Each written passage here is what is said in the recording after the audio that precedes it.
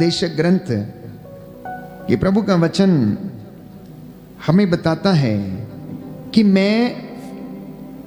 मैंने अपने मन से बोला कि चलो मैं सुख के द्वारा तुम्हारी परीक्षा करूंगा। उपदेशक क्या कहता है कि मैंने अपने मन से बोला चलो मैं तुम्हें सुख दे के देखता हूं और तुम्हारी परीक्षा लेता हूं कि क्या तुम सुख में भी चैन से रह सकते हो या नहीं रह सकते हो, तुम्हें क्या चाहिए, मैं जानना चाहता हूं। और उसने कहा कि तुम भोग विलास करो, किंतु मैंने अनुभव किया कि वो भी व्यर्थ है। कहता है मैंने मन से कहा कि तुम भोग विलास करो, जो तुम चाहते हो, जो तुम करते हो वो कुछ करो, लेकिन क्या हुआ, वो भी व्यर्थ ठहरा। मुझे वहां पर खुशी नहीं मिली, आनंद नहीं मिला। आप में से बहुत सारे लोगों का मन करता है चलो अभी कहाँ जाएं, हम कहीं बाहर होटल में खाने चलते हैं, थोड़ा मन को शांति मिलेगी, चलो अपने मित्र के पास जाते हैं, वहां मन की शांति मिलेगी। उपदेशक कहता है वो व्यर्थ ठहरा। आगे लिखा है मैंने कहा हंसी मूर्खता है और भोग विलास से कोई लाभ नहीं होता। मैंने प्रज्ञा की प्रेरणा से मदिरा पीकर अपने शरीर में मैं जानना चाहता था कि कहीं मूर्खता में वह सुख तो नहीं है जिसकी खोज में मनुष्य को अपने जीवन के अल्प काल में पृथ्वी पर लगे रहते हैं। मैंने बड़ी बड़ी योजनाएं पूरी की, मैंने अपने लिए भजन भवन बनाए और दाखबारियां लगवाई, मैंने अपने लिए बाग और बगीचे तैयार करवाए और उनसे सब प्रकार के फलदार वृक्ष लगवाए। मैंने अपने लिए पोखर खुदवाए जिसके पानी से नए वृक्षों के उपवन सींच सकें। मैंने दास दासियों को खरीदा और मेरे यहाँ अन्य दासों का जन्म हुआ। मेरे पास इतने गाय बैल भेड़ बकरियों के झुंड थे, किंतु मुझसे पहले यरूशलेम में किसी के पास नहीं थे। मैंने अपने लिए चांदी सोना राजाओं और राष्ट्रों की संपत्ति प्राप्त कर ली। मैंने अपने यहाँ गायक गायिकाओं को एकत्र किया और मनुष्य का हृदय आनंदित करने वाली सुंदरियों को भी रखा। मैं महान बन गया और अपने पहले के यरूशलेम के सब शासकों से कहता है मैं अधिक धनी। इसके अतिरिक्त मेरी प्रजा भी मेरे साथ रही। मेरी आंखें जो कुछ चाहती थीं उससे मैंने परहेज नहीं किया और अपने हृदय को किसी भी प्रकार के भोग विलास से वंचित नहीं रखा। मेरा मन मेरे सब कामों में आनंद लेता था। यह मेरे लिए अपने सारे परिश्रम का कहता है पुरस्कार था। देखिए इंसान क्या करता है, अपने को सुख देने के लिए सब कुछ करता है। और उपदेशक कहता है मैंने सब कुछ किया, आंखों की अभिलाषाओं को पूरा किया, अपने लिए सुंदर सुंदर युवतियों को सुंदरियों को लाया। लेकिन आगे पढ़िएंगे क्या लिखता है, कहता है मेरी आंखें जो कुछ चाहती थीं उससे मैंने कभी परहेज नहीं किया। तब मैंने अपने हाथों के सब कामों पर और उन्हें संपन्न करने के लिए अपने सारे परिश्रम पर विचार किया। कहता है मैंने जो कुछ किया था, अपने हाथ के काम और अपने विचार, मैंने उन सब पर क्या किया, विचार किया। क्या विचार किया है, मैंने देखा कि ये सब व्यर्थ हैं। कहता है मैंने देखा कि ये सब व्यर्थ हैं और हवा पकड़ने के बराबर हैं। इसके बाद मैंने प्रज्ञा, पागलपन और मूर्खता पर विचार किया। राजा का उत्तराधिकारी क्या कर सकता है जो उससे पहले नहीं किया जा चुका है। मैंने देखा कि मूर्खता की अपेक्षा प्रज्ञा से कहीं ज्यादा लाभ है। जिसके पास बाइबल हो वो खोल के पढ़े, book of Ecclesiastes chapter 2 verse 1 onwards. उपदेशक ग्रंथ अध्याय 2 पद संख्या 1 से आगे पढ़ेंगे तो उपदेशक कहता है मैंने आंखों को खुशी देने वाली, आंखों की अभिलाषा पूरी करने वाले सब कामों को किया, लेकिन वो सब व्यर्थ ठहरा। मुझे उससे कोई लाभ नहीं हुआ। मैंने सब कुछ इकट्ठा किया, मैंने हर प्रकार का भोग विलास का जीवन जिया, पैसा इकट्ठा किया, लेकिन मैंने देखा कि मूर्खता की अपेक्षा प्रज्ञा से अर्थात ज्ञान से, बुद्धि से कहीं ज्यादा लाभ है। जैसा कि अंधकार की अपेक्षा प्रकाश से अधिक लाभ होता है, बुद्धिमान के सिर से सिर में आंखें होती हैं और मूर्ख अंधकार में चलता है। देखिए उपदेशक क्या कहता है, कहता है बुद्धिमान के सिर में आंखें होती हैं, बुद्धिमान के सिर में आंखें होती हैं, क्योंकि जब वो विचार करता है तो उन विचारों को देखता है, विजुअलाइज करता है कि उसके जीवन में ये किस प्रकार से काम करेंगे। आगे लिखा है, और मूर्ख अंधकार में चलता है। मूर्ख व्यक्ति हमेशा अंधकार में रहता है, किंतु मैं समझ गया कि दोनों को एक गति प्राप्त होती है। मैं अपने मन से बोला, जो गति मूर्ख की है वही मेरी भी होगी। जो गति मूर्ख की है, कहता है मैं अपने मन से बोला, ए मेरे मन, ये तेरी भी वही गति होगी। इसलिए हम सुंदर गीत गाते हैं, ए मेरे मन प्रभु की स्तुति और आराधना कर, क्योंकि वो भला है, वो अच्छा है, वो चंगा है, वो अनंत जीवन देता है। प्यारे भाइयों और बहनों, जब हम इस गीत को दोहराते हैं तो आप अपने मन से पूछिए कि आपका मन कैसा है। क्या चंचल है? क्या भोग विलास के पीछे है? दुनियावी चीजों के पीछे है? आज दुनिया में यही कमी है कि वो अपनी इंद्रियों को अपने वश में करने में असमर्थ है, इसीलिए ठोकरों पे ठोकर खाते जा रहा है, जीवन बर्बाद होता जा रहा है, परिवार में समस्याएं हैं, झगड़े, मन मुटाव, ईर्ष्या, द्वेष, लालच, ये सब मन की बातें हैं, भ्रांतियां हैं। प्यारे भाइयों और बहनों, उपदेशक आगे कहता है, मैं अपने मन से फिर बोला कि जो गति मूर्ख की है वही गति मेरी भी होगी, तो मुझे प्रज्ञा से क्या लाभ होता है? इसलिए मैंने अपने मन से कहा, यह भी व्यर्थ है। मूर्ख की तरह बुद्धिमान की स्मृति भी नहीं रहेगी, कुछ समय के बाद दोनों ही भुला दिए जाएंगे। मूर्ख की तरह बुद्धिमान भी मरता है, इसलिए मुझे जीवन नीरस और आकाश के नीचे का सारा कार्यकलाप दुखद लगने लगा। ये सब व्यर्थ और हवा पकड़ने के बराबर है। प्यारे भाइयों और बहनों, अंत में वो लिखता है पद संख्या 23 में कि उसके सभी दिन सचमुच दुख में बीतते हैं और उसका सारा कार्यकलाप कष्टदायी है। उसका सारा कार्यकलाप कष्टदायी है, रात को उसके मन को शांति नहीं मिलती, ये भी व्यर्थ है। प्यारे भाइयों और बहनों, आज मनन चिंतन का विषय है।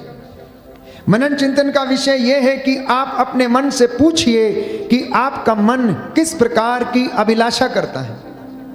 आप अपने मन से पूछ के देखिए कि यह कितना चंचल है। आप अपने मन से पूछ के देखिए कि वास्तव में ये प्रभु का है या किसी और का है। वास्तव में यहाँ पर विचार किसके हैं, प्रभु के विचार हैं या किसी और के हैं? क्योंकि उपदेशक तो ये कहता है कि सब कुछ व्यर्थ है। अध्याय 1 पद संख्या 1 और उससे आगे उपदेशक कहता है, व्यर्थ ही व्यर्थ, व्यर्थ ही व्यर्थ, सब कुछ व्यर्थ है। मनुष्य को इस पृथ्वी पर के और अपने सारे परिश्रम से क्या लाभ है? एक पीढ़ी चली जाती है, दूसरी पीढ़ी आती है, पृथ्वी सदा के लिए बनी रहती है। सूर्य उगता है और सूर्य अस्त हो जाता है, वह शीघ्र ही अपने उस स्थान पर जाता है जहां से वह फिर उगता है। हवा दक्षिण की ओर से बहती है, वह उत्तर की ओर मुड़ती है, वह घूम घूम कर पूरा का पूरा चक्कर लगाती है।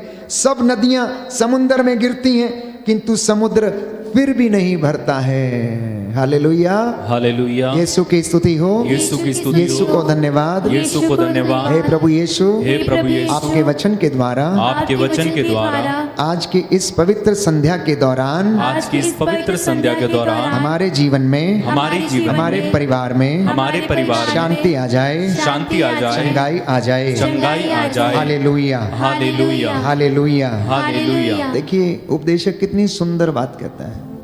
आपने सैकड़ों नदियां देखी होंगी, उसमें इतना पानी बहता है, लेकिन वो गिरती कहाँ है? समुद्र में, और समुद्र का पेट नहीं भरता, वो कभी भरता नहीं, खाली रहता है।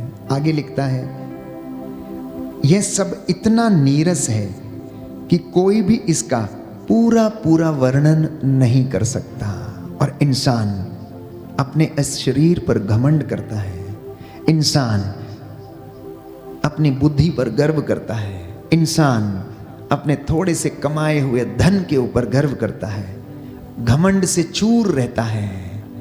प्यारे भाइयों और बहनों, उपदेशक कहता है कि आंखें देखने से कभी तृप्त नहीं होती, जितना मर्जी देखें लेकिन फिर भी इनकी अभिलाषा पूरी नहीं होती।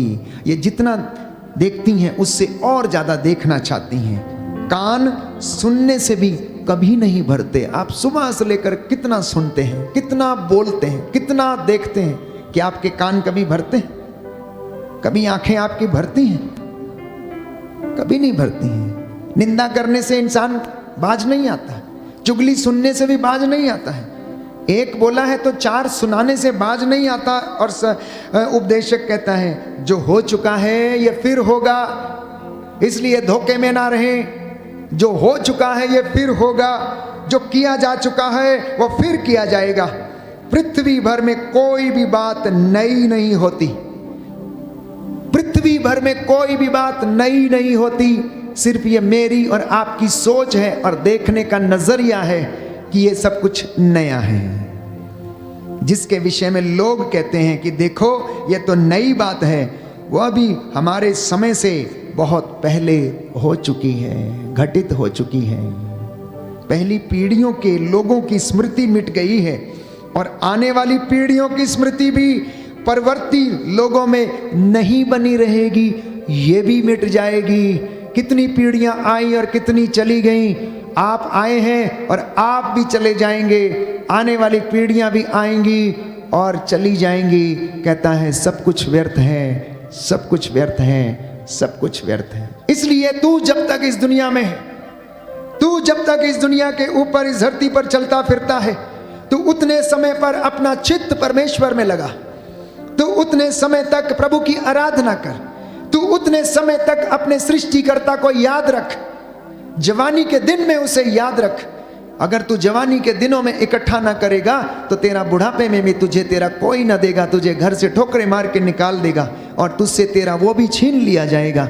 इसलिए प्रभु ने कहा कि सब कुछ व्यर्थ है। इस दुनिया में जो मटीरियल है वो सब कुछ व्यर्थ है। अपने लिए ऐसे धन को इकट्ठा करो जो व्यर्थ नहीं है, जो अनश्वर है, जिसको सेंध नहीं लगती, जिसको चोर नहीं चुराता, जिसे कीड़े नहीं खाते, जो अजर है, अमर है। उस पूंजी को तुम एकत्र करो, क्योंकि इस दुनिया में रहने वाली चीजें तो सब कुछ व्यर्थ ही व्यर्थ हैं। Hallelujah, hallelujah. हे प्रभु यीशु, हे प्रभु यीशु, आज वचन के द्वारा, आज वचन के द्वारा मेरे जीवन में, मेरे जीवन 100 गुना फल आ जाए। 100 गुना फल आ जाए। Hallelujah, hallelujah. यीशु की स्तुति हो, यीशु की स्तुति यीशु हो, को धन्यवाद, यीशु को धन्यवाद, यीशु की आराधना हो, यीशु की आराधना, यीशु की महिमा हो, यीशु की महिमा, यीशु को धन्यवाद। यीशु को धन्यवाद। आइए प्रभु यीशु, आइए प्रभु यीशु, मेरे घर में, मेरे घर मेरे में, परिवार में, मेरे परिवार में, मेरे जीवन पे मेरे जीवन में अधिकार लीजिए। अधिकार लीजिए। Hallelujah, hallelujah, hallelujah, hallelujah, hallelujah. Hallelujah. इसलिए आज दुनिया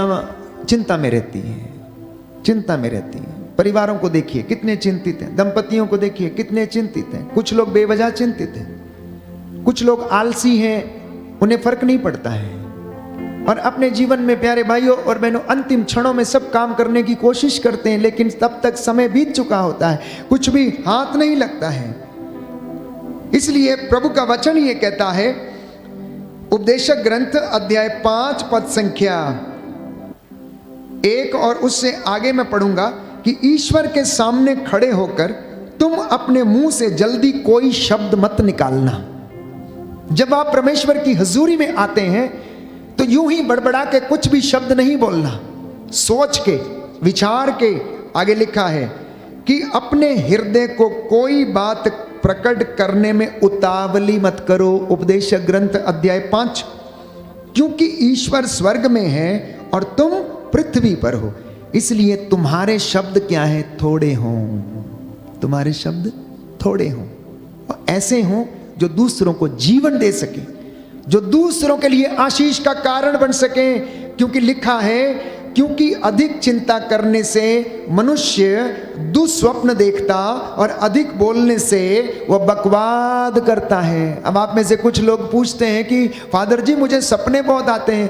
क्यों आते हैं फादर जी मुझे बताइए, आज मैंने ये सपना देखा, परसों मैंने ये सपना देखा था। सुन लीजिए, आपके सवाल का जवाब बाइबल दे रही है कि जो अधिक चिंता करता है वो ज़्यादा दुस्वप्न देखता है। जो व्यक्ति हमेशा एक ही चीज़ के विषय में चिंतित रहता है उसे वैसे ही सपने भी आते रहते हैं, ये बाइबल कह रही है। इसलिए प्रभु का वचन ये कहता है कि आपके शब्द थोड़े हों, उतावली ना करें, चिंता ना करें, क्योंकि अधिक चिंता करने से मनुष्य दुस्वप्न देखता और अधिक बोलने से वो बकवाद करता है। इसलिए संत याकूब लिखता, अपनी जीभ पर नियंत्रण रखना, इसे ज्यादा बोलने मत देना, क्योंकि ये 2-2.5 इंच की जुबान आपके पूरे शरीर को क्या करती है, कंट्रोल करती है। इसलिए मैंने कई मर्तबा कहा, अपनी जीभ पर और अपनी आंखों पर आप नियंत्रण रखें। इंसान अपनी दृष्टि से और जीभ से सबसे ज्यादा अधिक पाप करता है। संत याकूब लिखता है कि ये जीभ तलवार से भी अधिक तेज है। तलवार के कांटे का इलाज है, लेकिन जीभ से कांटे का इलाज नहीं है। तलवार से काटे हुए घाव का इलाज हो सकता है, लेकिन जीभ के द्वारा दिए गए घावों का इलाज नहीं है। इसलिए जब आप वचन बोलें, जब आप शब्द बोलें, जब आप इन शब्दों का इस्तेमाल करें अपने घर में, अपने बच्चों के लिए, अपने पति के लिए, अपने बुजुर्गों के लिए, सास बहू के लिए, तो आप अपने शब्दों को बड़ी सावधानी से सोच समझ कर बोलें, क्योंकि प्रभु ये कहता है, तेरी हर निकम्मी बात का हिसाब तुझे देना पड़ेगा। मैं तेरे ही शब्दों से तेरा न्याय करूंगा। आज दुनिया में बहुत सारे लोग अपने ही शब्दों के कारण न्याय के अंतर्गत आ चुके हैं। परमेश्वर की दृष्टि में वो न्याय के लायक ठहरे हैं कि उनका न्याय किया जाए। जब यिर्मयाह ने अपने माँ के गर्भ को कोसा तो यिर्मयाह ने कहा, हे ईश्वर, मेरी पीड़ा का अंत क्यों नहीं होता? तो प्रभु ने उससे कहा, यिर्मयाह, ओ यिर्मयाह, तू अपने शब्दों को वापस ले, क्योंकि तूने अपनी माँ के गर्भ में उसको कोसा है। क्योंकि यिर्मयाह कहता था, अच्छा होता कि मैं अपनी माँ के गर्भ में ही मर जाता, मैं पैदा ही ना होता, ताकि मुझे ये दिन देखने ना पड़ते। परमेश्वर ने कहा, देख, तू अपनी माँ के गर्भ को कोसता है तो उसे नहीं, तू बनाने वाले को कोसता है, उस गर्भ में तुझे रचने वाले को हो। इसलिए माताओं, बहनों, सास और बहू, आप अपनी जुबान पर नियंत्रण रखें और अपने मुख से अच्छे शब्दों का इस्तेमाल करें, क्योंकि आपके शब्दों में बहुत ज्यादा ताकत है। आशीर्वाद देंगी तो आशीर्वाद मिलेगा, अगर आप श्राप देंगी तो घर में श्राप पनपेगा। इसलिए जब आप अपने बच्चों को, नाती पोतों को, अपने बहू बेटियों को कुछ बोलते हैं तो सावधानी से अपनी जुबान का इस्तेमाल करें। संत पौलुस कहता है, आपके मुख से अश्लील बातें ना निकलें, आपके मुख से अश्लील बातें ना निकलें, आपके मुख से ढिठाई के शब्द ना निकलें, आपके मुख से ऐसी बातें निकलें जो लोगों का निर्माण करने के लिए हों। आप में से कितनी माताएं हैं, कितने लोग हैं, कितने पिता हैं, कितने जो बुजुर्गी में आ चुके हैं, कितनी सास हैं जो अपनी बहुओं को निरंतर कोसती रहती हैं, और कितनी बहुएं हैं जो अपनी सास को निरंतर कोसती रहती हैं बेवजह, और परिवार से झगड़ा खत्म नहीं होता है। क्या आपने बाइबल के कभी वचन ये पढ़े हैं? बाइबल कह रही, मैं नहीं कह रहा हूं। संत पौलुस कहता है, तुम्हारे मुख से ढिठाई के शब्द ना निकले। ये पैनी तलवार जो जीभ है, इसका इलाज नहीं है, इसके घावों का इलाज नहीं है। प्यारे भाई और बहनों, याद रखिए, माताओं, बहनों, पिताओं, भाइयों और बहनों, बच्चों, युवक और युवतियों। इसलिए संत पौलुस इस बात को स्पष्ट करता है, मन को स्थिर करने के साथ साथ अपनी जीभ पर नियंत्रण रखने की आवश्यकता है, क्योंकि ये आपके पूरे शरीर को नियंत्रित करती।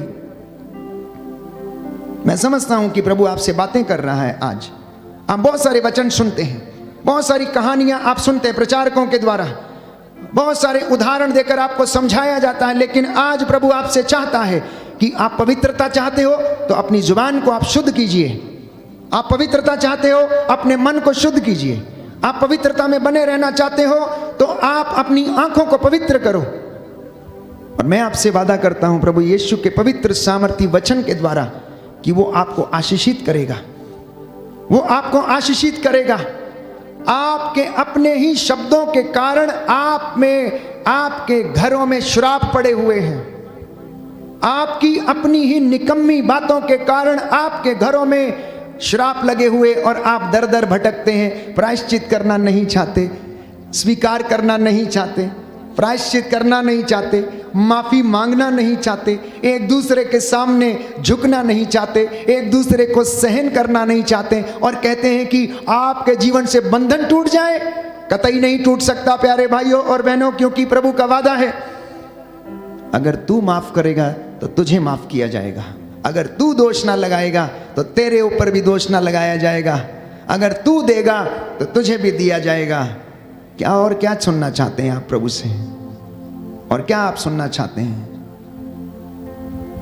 ये जीवन की बातें हैं प्यारे भाई और बहनों, आध्यात्मिकता की बातें हैं जो प्रभु आपसे बातें करता है। मैं समझता हूं कि अगर कोई व्यक्ति इन वचनों को स्वीकार कर रहा है तो आपका जीवन बदलेगा, आपका घर नया बन जाएगा, आपके लिए नौकरियों के दरवाजे खुलेंगे, क्योंकि परमेश्वर हमेशा विनम्र व्यक्तियों को ऊंचा उठाता है। माता मरियम ने कहा कि तूने दीनों को क्या कर दिया, ऊपर उठा दिया, धनवानों को तूने खाली हाथ लौटा दिया, घमंडियों को तूने तितर बितर कर दिया और वो विलुप्त हो गए, उनका कोई पता ना चला कि वो कहाँ चले गए।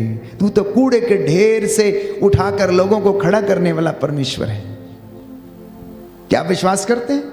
अगर आज की रात्रि में आप विश्वास करेंगे, the Lord is going to work in your life, the Lord is going to change your life, the Lord is going to change your self. मैं आपसे विश्वास के साथ इस बात को दावे के साथ प्रभु यीशु मसीह के पाक पवित्र लहू और उसके वचन के वसीले से यह वादा करता हूं कि आप आज प्रभु के सामने विनम्र बन जाइए, अपने भाई और बहन को क्षमा कर दीजिए, अपने शब्दों को आप वापस ले लीजिए जो आप बहुत लंबे समय से जाने अनजाने में करते आए हैं। पति को कोसते आए हैं, बहू को कोसते आए हैं, अपने पोते और पोती को कोसते आए हैं, क्योंकि ये लड़की पैदा हुई है, क्यों पैदा हो गई है, ऐसा दुनिया भर की बातें आपके शब्दों से प्रभु कहता तेरी निकम्मी बात का हिसाब तुझे देना पड़ेगा। याद रख नवयुवक है, नवयुवती, उपदेशक ग्रंथ अध्याय 11 कि तू अपनी आंखों की अभिलाषा को पूरा कर ले, भोग विलास कर ले, चिंता की कोई बात नहीं है, क्योंकि मैंने तुझे आजादी दी है, तू जो चाहता है वो कर ले। लेकिन याद रख तुझे अपने आचरण का हिसाब देना पड़ेगा, तुझे अपने आचरण का लेखा देना पड़ेगा। ये आज का वचन है प्यारे भाइयों और बहनों। पवित्र आत्मा ने अगुवाई की, इसलिए भाई ने इस वचन से शुरुआत की थी और प्रभु ने प्रेरणा दिया और उसी वचन को पवित्र आत्मा के सामर्थ्य से आज आगे बढ़ाया गया। ये पवित्र आत्मा की अगुवाई का वचन है।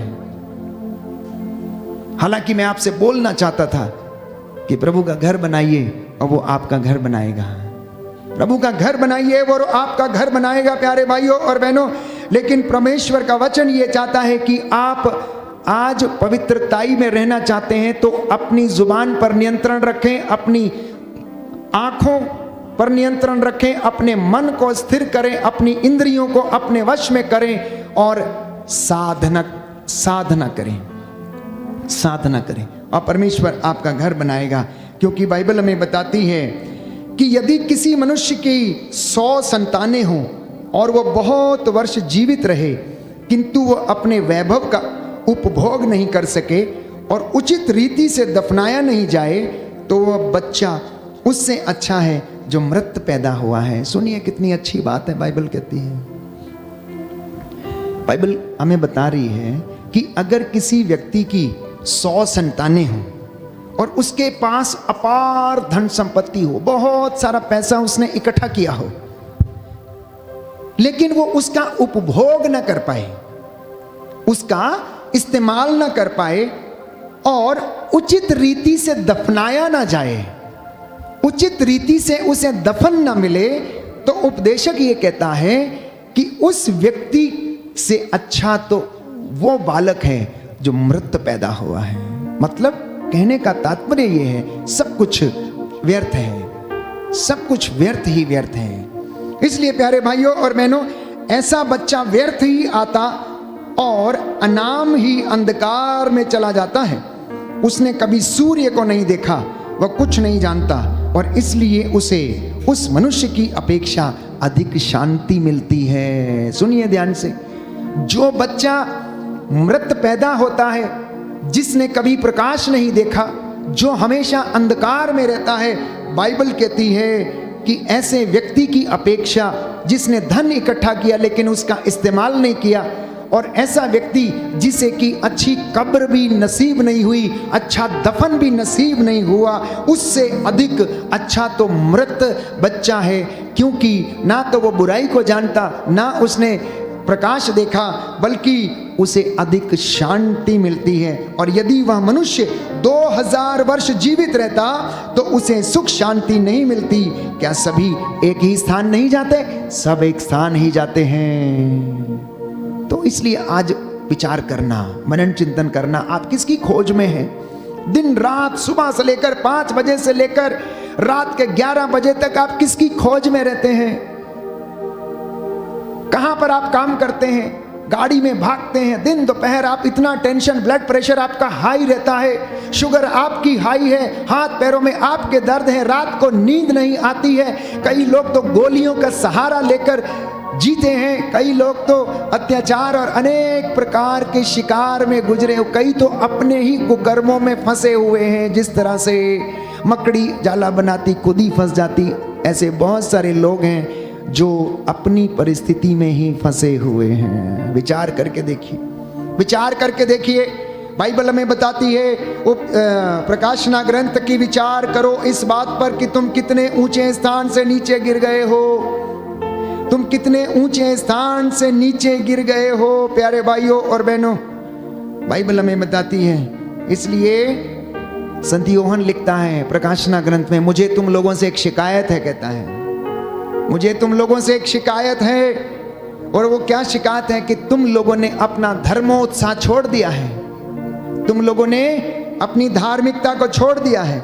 इस पर विचार करो कि तुम कितने ऊंची जगह से नीचे गिर गए हो। पश्चाताप करो और पहले जैसा आचरण करो, नहीं तो समाप्त हो जाओगे, नष्ट हो जाओगे। Hallelujah, hallelujah, hallelujah, hallelujah. यीशु की स्तुति हो, यीशु की स्तुति यीशु को धन्यवाद, यीशु को धन्यवाद, यीशु की आराधना हो, यीशु की आराधना, यीशु की महिमा हो, यीशु की महिमा, यीशु को धन्यवाद, यीशु को धन्यवाद। हे प्रभु यीशु, हे प्रभु यीशु, मेरे परिवार में, मेरे परिवार में, मेरे जीवन में, मेरे जीवन में आज शांति आ जाए, आज शांति आ चंगाई जाए, आ जाए, चंगाई आ जाए। Hallelujah, hallelujah, hallelujah. हालेलुया। इस वक्त हम चंगाई की प्रार्थना में जाएंगे। प्यारे भाई प्यारी बहन, अपने हृदय रूपी मंदिर को प्रायश्चित के साथ तैयार कीजिएगा।